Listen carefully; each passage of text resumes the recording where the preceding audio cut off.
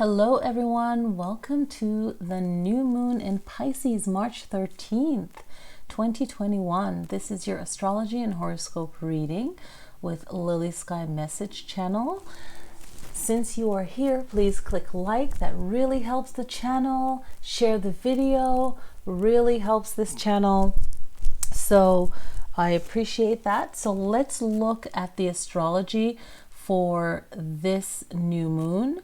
All right, in Pisces, we have the sun, we have the moon, we have Neptune, and we have Venus. I did a Venus meditation because Venus in the second house, really powerful to help us, for those of us who are going through issues with the home, right? So a lot of us, I'm sure a lot of us are dealing with the second house issue. The second house is Taurus's home, and Venus rules Taurus and Libra, right? So the second and the seventh house.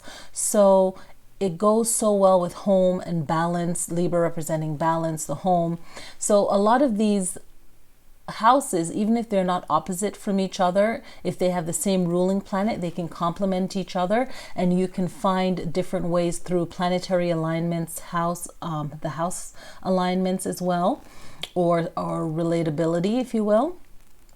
You can find that and connect with your affirmations on the new moon, your meditations, and so on. So this whole reading is for everyone. So we're focusing in on Pisces because the energy of these four planets will definitely have a strong effect on your new moon experience, even days leading up to it. So you can know, okay, what intentions should I set for this new moon? So the powerful one this new moon is the energy of the second house, and the second house has to do with the I have energy, right? So it's what we have, it's the need and the needs of that we need to have, the things that we need, but also to have stability, such as a concrete answer right now. So some of you might be searching maybe for a new place, or deciding if you want to move, or something to do with work. The second house is about needs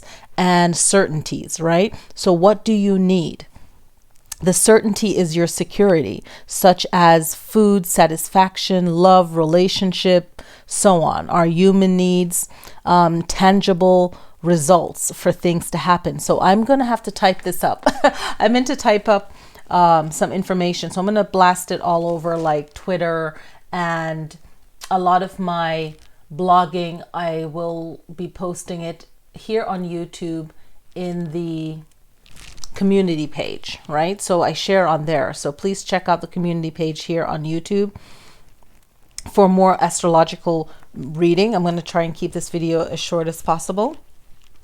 So the second house energy has to do with money, what you possess, and the things you value, and your own skills to keep your home, or to just have that home kind of energy, right? Venus being in the second house, this can manifest in being practical with your love and your money and your finances, being sensible when it comes to what you're spending and how it benefits your life in the present moment, but also for your future. So that's the energy of Venus being in the second house.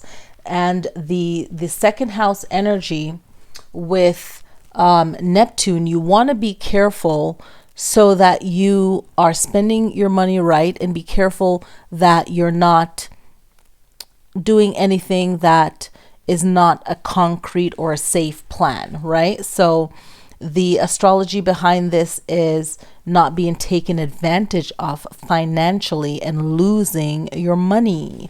So that is going to be another issue that some may be facing this new moon. The sun and the new moon in the second house in some astrology is not very good, right? But the Venus there will help you to balance things out, and especially balance out that Neptune of being too trustworthy. So you want to make sure that whatever plans you're doing with your money, that you really think about it and sit with it, meditate on it, so that your April and May can be more of a concrete experience. Okay. All right, so great affirmations. Watch the meditation video on Chi Life Center YouTube channel if you want to watch a meditation, a guided meditation that can really help with love, abundance, and home. Okay, so let's look at this. So let's start with Pisces, because Pisces, you're coming up, and then I'll read for Aries. So the energy, like I said, is all about home, love, and abundance. If you want to work on anything like that, any kind of ritual, any kind of meditation, that will be really good. Venus in the second home is being very intuitive about your home life, right? So, and caring about yourself and your home and everything that has to do with the second house. Now, being very intuitive. Pisces is a water sign, so really trusting your intuition on your decision that has to do with all of your finances as it would affect your home. All right. So that is the general Pisces reading. Pisces, you might be feeling, for your horoscope reading, you might be feeling the need to be with your partner, or a sense of love, home, family, making sure that you're making the right decision towards your financial needs, making sure that you're comfortable with where you live, where you're going, your whole personal finances, the things that you value, your items, fear of losing things, fear of not having what you feel that you need. Everything will start flowing. It's time to shift that, and all water signs will be feeling a bit of that. Tap into the Venus energy and set the intention that things are coming to you effortlessly. That Venus energy, it's kind of like the Empress card in tarot. So look that up and see what you can pull out of that. Maybe that could be something you put on your altar, something that you can meditate on. The Empress card in tarot. I don't know why I can't say the Empress in tarot. Okay.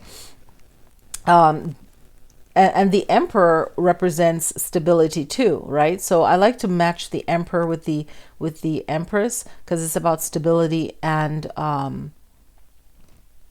knowing where you're going, right? That card represents security and stability.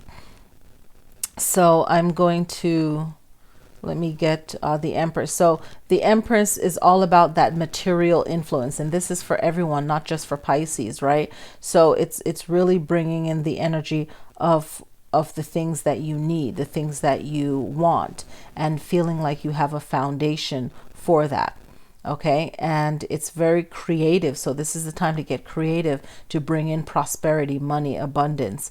And the Empress is a very divine feminine energy, and it is fertile. So it wants to grow, and it happens naturally, and it brings in that abundance. So think about that and align that with the Venus, and that symbol of Venus is also on the tarot card. So that's a great one for your altar. And then of course the Emperor would be a good matchup, and then you can put your zodiac card that represents your zodiac sign if you want to use 3 cards. I have videos on how to use the tarot in your ritual and manifestation. If you're burning candles, if you're meditating, if it's your part of your vision board, that's a great manifesting tool to use. Okay, so let's move on now to Aries. Aries, you have Chiron still here, okay, and you will eventually also have the sun eventually, okay? So this energy for you is all about healing, self-healing. It's about you receiving the healing that you want. It's about you also communicating what you want to others, and also be willing to share in that prosperity and that balance of things, right? You're in the 3rd house. It's a lot of balancing energy, a lot of you figuring out how can things work best for me. Okay, this is the energy that you will be experiencing. This new moon is really thinking about how you're communicating and how this healing energy can work for you. You needing help This is going to be this moon cycle about what help do you need, and how can you push yourself forward, and how can you tap into the energy of the universe to help you to move forward. All right. Taurus, what you need to figure out is your fourth house experience, okay, of also home again, okay, but relationships with your parents, relationship with yourself, but mainly with your parents, and you feeling confident and secure in yourself, okay? So that's your main issue this new moon. Now, feeling as though you have to really look at everything as a look at it as a math problem, if you will, right? And how can you best solve what you're going through? This is your best way of handling your experience right now. Everything has to add up. If something isn't adding up, it's simply because you are missing the meaning of something, the importance of something, okay?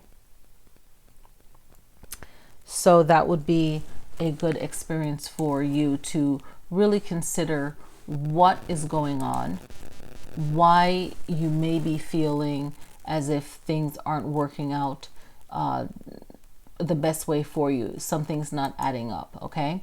And this is something that you'll try to handle in like a private way, but make sure that you reach that solution, okay? And with Uranus here, you are also going through your own kind of rebelling stage. You're dealing with issues that has to do with your parents, your home, and it might not seem like that is the real issue, but it really is. It's a root problem. And look towards Uranus being in the fourth house, and how this need for creating stability and any issues dealing with family, your freedom, and your own personal privacy, okay?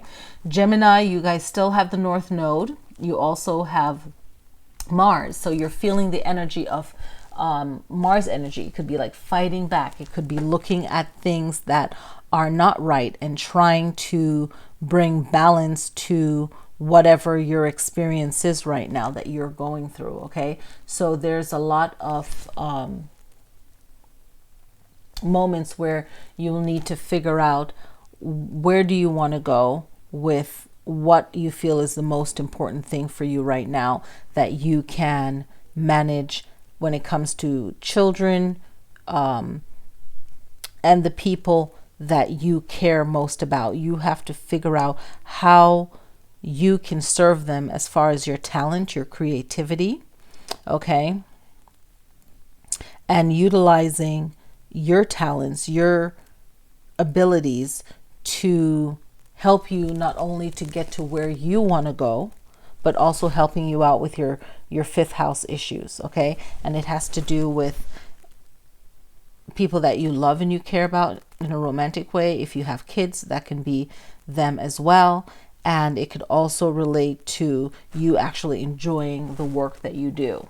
So that issue will come up, but use the new moon to tap into your Mars energy to really fight for yourself and to bring yourself to where you want to be. Your Mars energy won't be that strong, but you can still utilize that energy if you focus in on it. Cancer, you are in a 6th or 7th house energy. Some of you will feel either 6th or 7th house, and there's no planets there, so you can really tap into what Pisces has to offer, being a fellow water sign with the Sun, Moon, Neptune, and Venus. Venus, if you are hoping for some kind of relationship or going through some kind of love issue, the Venus energy is there for you, okay? And you can definitely tap into that. You can look over to your opposite sign of Capricorn that has Pluto, I believe, and the Fortune. So money will be very good. and also your ability to try and problem solve issues for yourself and others. Now, Leo, you guys have no planets, okay, in your sign. So you can always tap in and check out your opposite sign, okay, which is Aquarius, I believe.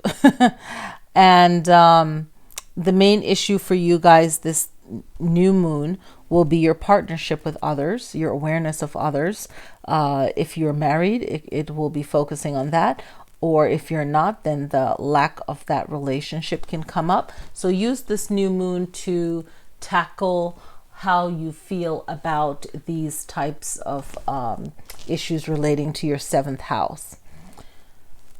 Scorpio, or Virgo rather, has 8th house issues, which is receiving. I feel like you guys could either be receiving money, figuring out how you can utilize people. And this is some cool stuff that I found out and learned in astrology. But the 8th house, you can figure out how to utilize other people's talents and utilize what others have to offer to see how their resources can benefit you. So that's one thing that you can tap into this new moon, is really figuring that out. There's no planets for you, but Pisces has a lot going on. So you can tap into the Pisces energy, your opposite sign, so that you can figure out how you can utilize all of what the 8th house has to offer you. All right, Libra, you're in the 9th house, figuring out, exploring where you want to go, what you want to do, feeling the need that you want to travel, you want to be somewhere else. It can relate to travel. It could relate to putting things out there that you can make money from, right? Publishing things. It could be you looking into education or travel or the law. So it all depends on what your life is going on with right now, but mostly it's about where you're going. Your focus is where you're going and where you want to be. Okay, so that'll be a strong issue for Libras, and manifesting that in a positive way with the new moon. Scorpio, you guys are getting a lot of attention, so use this new moon to promote something, to get your word out, to get something out, so you can have really good luck with being in the midheaven, in the MC, in the 10th house. Okay, no planets are there, but you can utilize your connection with your opposite sign, which is Taurus, or anyone that you vibe with is getting the word out. You can really put yourself in a really good position. This new moon can be really vital for you to have a direction, or to actually get the attention you need to put you on the right path. Okay, so try and utilize that in a positive way. And looking at your career, because you're in the 10th house, so this is dealing with your career, your status, anything to do with your outer world, your work, your purpose in your work, your power in your work. Okay, Sagittarius, this is about you knowing what you're already good at, utilizing that for the new moon, utilizing your south node abilities, knowing that you have these natural gifts. So focus on what do you do naturally that is beneficial for you. So whatever you're going through, your natural ability is the one that will strengthen you this new moon. So tap into that. Don't try to reach outside of yourself or for something that is not something that you feel you're naturally great at. So really look into that. Okay, Capricorn, you have the Fortune. So this I translated into good luck energy, that you can use that to benefit yourself and to tap into what works best for you, right? So how do you want to use this energy, this full moon? So think of triggering or tapping into rather your luck energy, if you will, right? So just kind of filling yourself with that outward appearance, if you will, of everything's going to be all right. Like if you tell yourself that whatever you're doing, even if you don't feel it, but if you can connect to that, then it will make things a lot better. Having Pluto there, you can tap into your meditation, your ability to really see things transforming from what it is right now, especially if it's something that you don't really care for, okay? And really taking that control, kind of like that first house energy of self, right? You be aware of yourself, be aware of where you want to be. Look at things as how they're going to appear, how they're going to look to you, to others, and allow yourself to know that things can change. So be flexible, right, in these new moon days. So this reading is not only just for the new moon, but for the days leading up to it. So how are you going to use the energy of this full moon to tackle what your challenge is? But whatever your challenge is, you can find the answer in the first house, is letting yourself know that you have everything that you need, right? It's like that I am energy for you. You have everything that you need.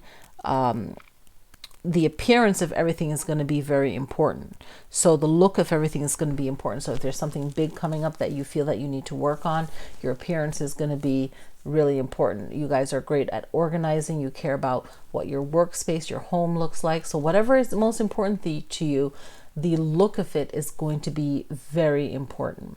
Okay. And just knowing that if something doesn't work out, if it ends, if it shifts around, it was this time to change or not to be that way anymore. So don't take it too deeply, okay? Now, Aquarius, you guys have Sagittarius, you have Saturn and Jupiter, okay? And also Mercury. So you're working with these strong energy. The Mercury is very strong, 26 degrees. So this is a strong planet overall, along with the moon and the sun at 23 degrees. So and Jupiter at 19 degrees. So this is very strong for you guys.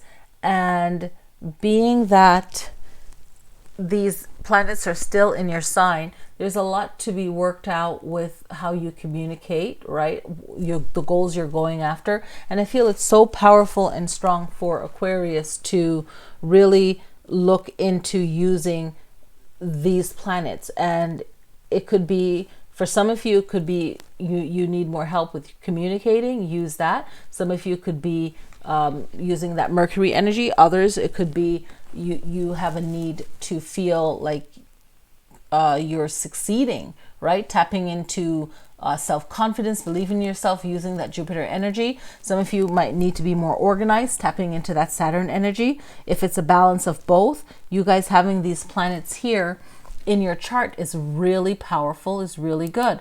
The energy is